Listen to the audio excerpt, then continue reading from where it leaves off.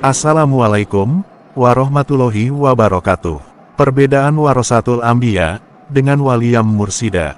Makom yang keempat adalah makom ikhlas dan ridho, ikhlas dalam beribadah, dan ridho ketika mendapatkan kejadian entah itu baik buruk, semua dari Allah. Semua sifat terpuji akan tertanam dengan subur di ruhani orang itu.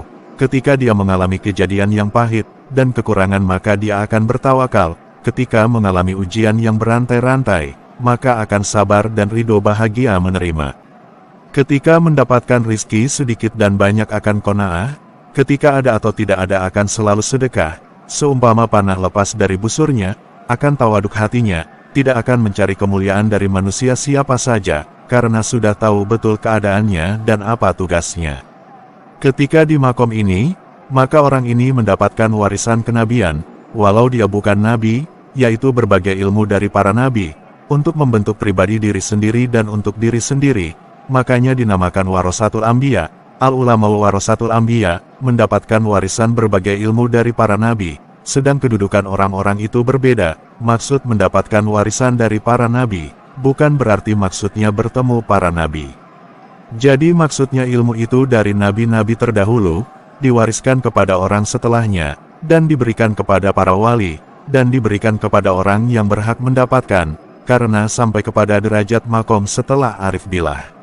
Orang kalau sudah sampai ke kedudukan ini, akan menjadi wali-wali Allah, dan jika hanya sampai kepada kedudukan ini saja, keempat, maka dia hanya sebagai seumpama nabi dulu, yaitu mendapatkan ilmu bukan untuk disampaikan kepada orang lain, tapi hanya untuk diri sendiri.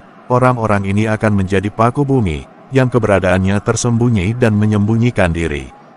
Karena hanya sampai menjadi warasatul anbiya, bukan warasatul mursalin, hanya sebagai pewaris para nabi, bukan pewaris rasul.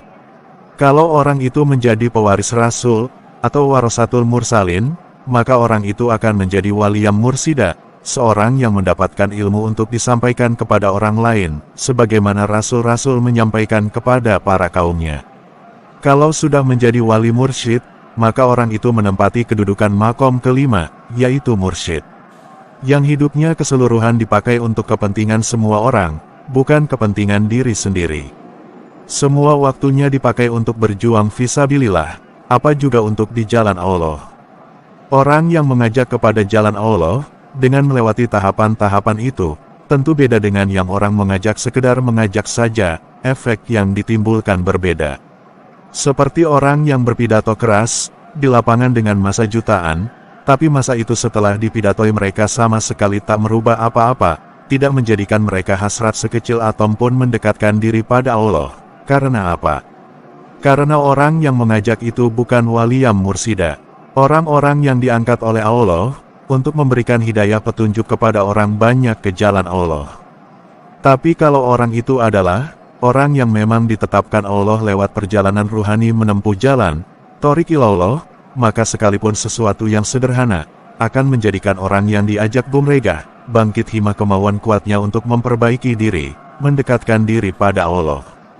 Seperti kuda yang dicambuk, bangkit dan berlari menuju Allah, dengan semangat baru.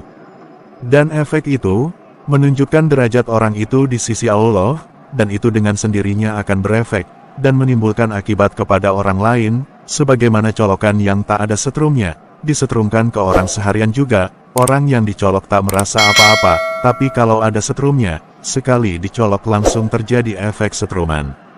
Semoga bermanfaat.